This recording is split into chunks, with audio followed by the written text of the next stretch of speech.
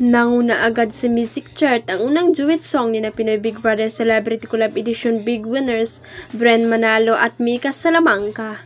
12 midnight ng Biyernes nang ilabas ng Star Magic Music ang duet song nila na What If Tayo Na Talaga, namang nagpakilig sa fans at supporters ng Brika Duo.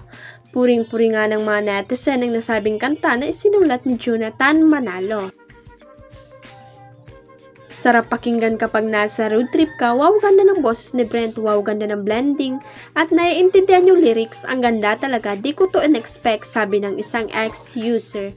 Marami nga ang nabetan ang song ilang oras mula nang ilabas ito ay nanguna agad ito sa iTunes Philippine Chart. Pasok din ang What If Tayo sa New Music Friday Philippine Playlist ng Spotify kung saan nakuha agad nito ang number 21 spot.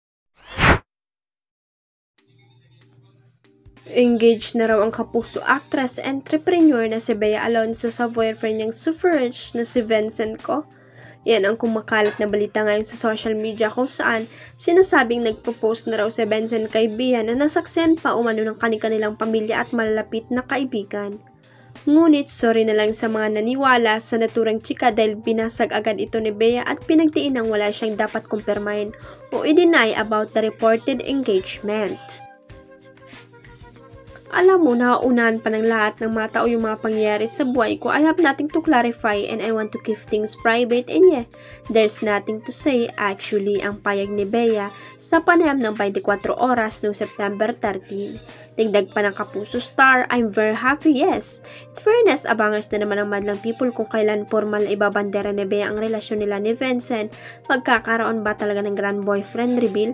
Parang alam mo, wag na kayong maghintay kasi walang maging grand reveal. I really want to focus on my personal life being private right now.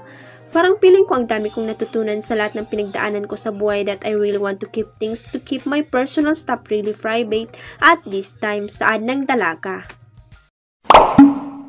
Huwag kalimutang i-click ang subscribe button at i-ring ang notification bell para sa latest at legit chika updates.